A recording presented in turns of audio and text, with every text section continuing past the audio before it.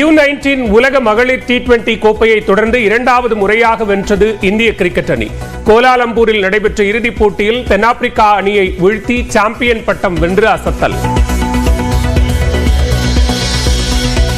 மக்களை சந்திக்கும் வலிமையின்றி அதிமுகவும் பாஜகவும் ஈரோடு கிழக்கு தேர்தலை புறக்கணித்ததாக முதலமைச்சர் மு க ஸ்டாலின் குற்றச்சாட்டு.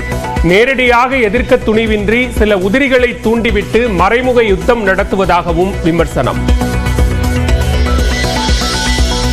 சட்டமன்ற தேர்தல் பரப்புரையை தொடங்கிவிட்டதாக துணை முதலமைச்சர் உதயநிதி அறிவிப்பு. ராமநாதபுரத்தில் நடைபெற்ற திருமண விழாவில் பேச்சு. நாடாளுமன்ற தேர்தல் இதே ராமநாதபுரத்தில் தான் என்னுடைய தேர்தல் பிரச்சாரத்தை அந்த நவாஸ்கனி அவர்களுக்கு வாக்கு கேட்டு நான் துவங்கினேன். 40க்கு 40 வெற்றி பெற்றோம். அதே போல இன்றைக்கு இந்த தேர்தல் பிரச்சாரத்தை, சட்டமன்றத்துக்கான தேர்தல் பிரச்சாரத்தை இதே ராமநாதபுரம் மாவட்டத்தில் இன்று நான் துவங்கி இருக்கின்றேன் என்று நீங்கள் நினைத்து கொள்ளலாம். தமிழ்நாட்டில் சிறந்த கபடி வீரர்களுக்கு காப்பீடு திட்டம் செயல்படுத்தப்படும். துணை முதலமைச்சர் உதயநிதி ஸ்டாலின் விளக்கம். தாவேக்க 2ஆம் ஆண்டு தொடக்க நாளையொட்டி பனையூர் அலுவலகத்தில் கொடியேற்றிய விஜய்.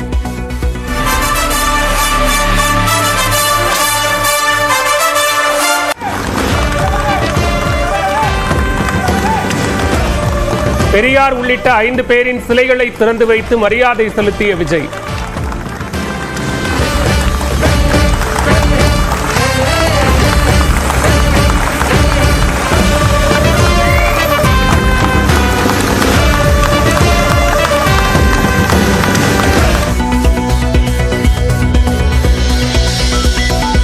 (2026) தேர்தலில் அதிகார பகிர்வுடன் கூடிய ஜனநாயக பெருநிகழ்வை தமிழ்நாட்டில் உருவாக்க வேண்டும். பேர் இலக்கை நோக்கி இப்போதே உழைக்க வேண்டும் எனவும் தாவேக்க தொண்டர்களுக்கு எழுதியுள்ள கடிதத்தில் விஜய் அறிவுறுத்தல். தாவேக்க தலைவர் விஜய் பனையூரில் இருந்து பணியூருக்கு வர வேண்டும்.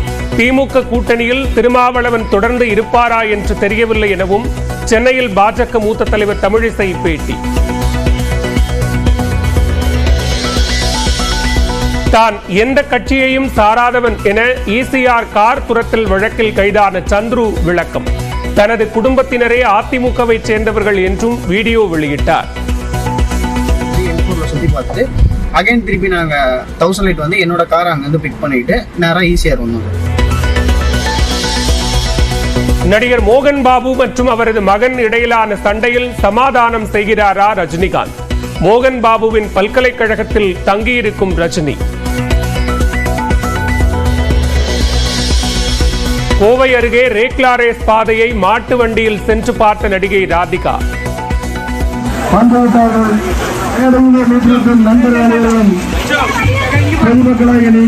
இந்த காலத்து பிள்ளைகள் செல்போனையே நோண்டிக் கொண்டிருப்பதாக ரேக்லாரேஸ் போன்ற விளையாட்டுகளை நடத்தினால் நல்லது என பேட்டி.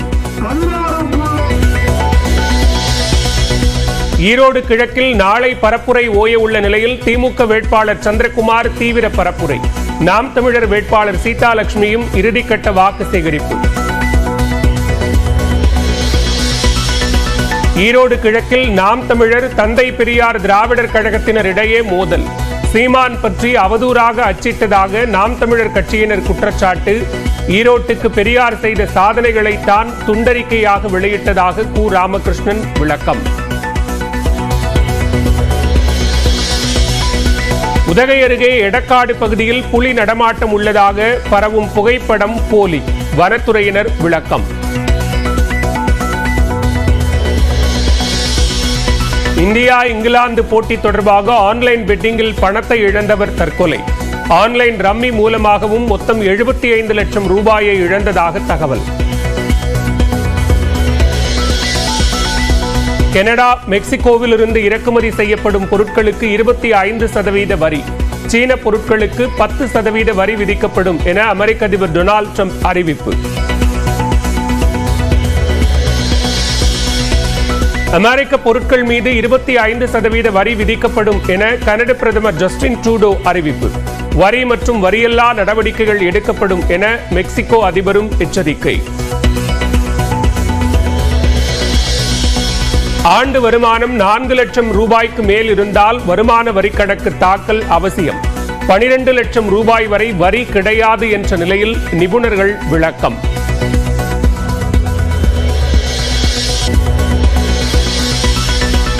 U19 உலக மகளிர் T20 கோப்பையை தொடர்ந்து 2வது முறையாக வென்றது இந்திய கிரிக்கெட் அணி.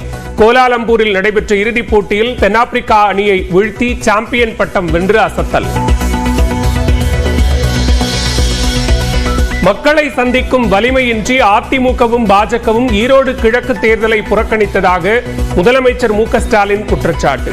நேரடியாக எதிர்க்க துணிவின்றி சில உதிரிகளை தூண்டிவிட்டு மறைமுக யுத்தம் நடத்துவதாகவும் விமர்சனம். சட்டமன்ற தேர்தல் பரப்புரையை தொடங்கிவிட்டதாக துணை முதலமைச்சர் உதயநிதி அறிவிப்பு. ராமநாதபுரத்தில் நடைபெற்ற திருமண விழாவில் பேச்சு. நாடாளுமன்ற தேர்தல் இதே ராமநாதபுரத்தில் தான் என்னுடைய தேர்தல் பிரச்சாரத்தை அந்த நவாஸ்கனி அவர்களுக்கு வாக்கு கேட்டு நான் துவங்கினேன். 40க்கு 40 வெற்றி பெற்றோம். அதே போல இன்றைக்கு இந்த தேர்தல் பிரச்சாரத்தை, சட்டமன்றத்துக்கான தேர்தல் பிரச்சாரத்தை இதே ராமநாதபுரம் மாவட்டத்தில் இன்று நான் துவங்கி இருக்கின்றேன் என்று நீங்கள் நினைத்து கொள்ளலாம். தமிழ்நாட்டில் சிறந்த கபடி வீரர்களுக்கு காப்பீடு திட்டம் செயல்படுத்தப்படும். துணை முதலமைச்சர் உதயநிதி ஸ்டாலின் விளக்கம். தாவேக்க 2ஆம் ஆண்டு தொடக்க நாளையொட்டி பனையூர் அலுவலகத்தில் கொடியேற்றிய விஜய்.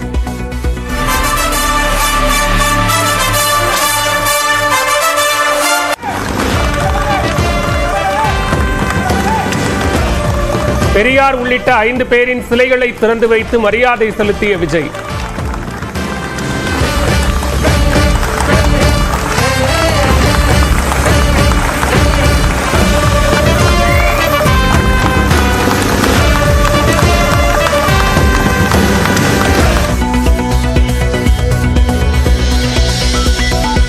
(2026) தேர்தலில் அதிகார பகிர்வுடன் கூடிய ஜனநாயக பெருநிகழ்வை தமிழ்நாட்டில் உருவாக்க வேண்டும்.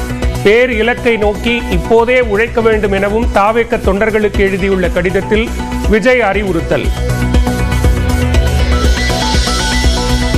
தாவேக்க தலைவர் விஜய் பனையூரில் இருந்து பணியூருக்கு வர வேண்டும். திமுக கூட்டணியில் திருமாவளவன் தொடர்ந்து இருப்பாரா என்று தெரியவில்லை எனவும் சென்னையில் பாஜக மூத்த தலைவர் தமிழிசை பேட்டி. தான் எந்த கட்சியையும் சாராதவன் என ECR கார் துரத்தல் வழக்கில் கைதான சந்துரு விளக்கம்.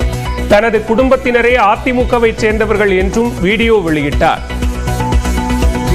சுத்தி பார்த்து அகைன் திருப்பி நாங்க 1008 வந்து என்னோட கார் அங்கிருந்து பிக் பண்ணிட்டு நேரா ECR வந்தோம். நடிகர் மோகன் பாபு மற்றும் அவரது மகன் இடையிலான சண்டையில் சமாதானம் செய்கிறாரா ரஜினிகாந்த்? மோகன் பாபுவின் பல்கலைக்கழகத்தில் தங்கியிருக்கும் ரஜினி. கோவை அருகே ரேக்லா ரேஸ் பாதையை மாட்டு வண்டியில் சென்று பார்த்த நடிகை ராதிகா.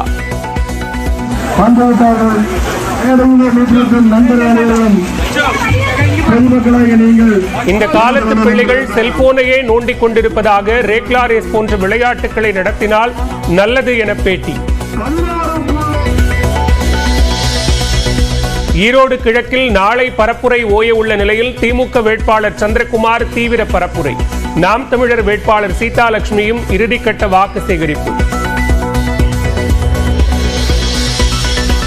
ஈரோடு கிழக்கில் நாம் தமிழர் தந்தை பெரியார் திராவிடர் கழகத்தினர் இடையே மோதல். சீமான் பற்றி அவதூறாக அச்சிட்டதாக நாம் தமிழர் கட்சியினர் குற்றச்சாட்டு. ஈரோட்டுக்கு பெரியார் செய்த சாதனைகளைத்தான் துண்டறிக்கையாக வெளியிட்டதாக கு ராமகிருஷ்ணன் விளக்கம். உதகை அருகே எடக்காடு பகுதியில் புலி நடமாட்டம் உள்ளதாக பரவும் புகைப்படம் போலி. வனத்துறையினர் விளக்கம். இந்தியா இங்கிலாந்து போட்டி தொடர்பாக ஆன்லைன் பெட்டிங்கில் பணத்தை இழந்தவர் தற்கொலை. ஆன்லைன் ரம்மி மூலமாகவும் மொத்தம் 75 லட்சம் ரூபாயை இழந்ததாக தகவல். கனடா மெக்சிகோவில் இருந்து இறக்குமதி செய்யப்படும் பொருட்களுக்கு 25% வரி. சீன பொருட்களுக்கு 10% வரி விதிக்கப்படும் என அமெரிக்க அதிபர் டொனால்ட் ட்ரம்ப் அறிவிப்பு. அமெரிக்க பொருட்கள் மீது 25% வரி விதிக்கப்படும் என கனடா பிரதமர் ஜஸ்டின் ட்ரூடோ அறிவிப்பு. வரி மற்றும் வரியல்லா நடவடிக்கைகள் எடுக்கப்படும் என மெக்சிகோ அதிபரும் எச்சரிக்கை. ஆண்டு வருமானம் 4 லட்சம் ரூபாய்க்கு மேல் இருந்தால் வருமான வரி கணக்கு தாக்கல் அவசியம். 12 லட்சம் ரூபாய் வரை வரி கிடையாது என்ற நிலையில் நிபுணர்கள் விளக்கம்.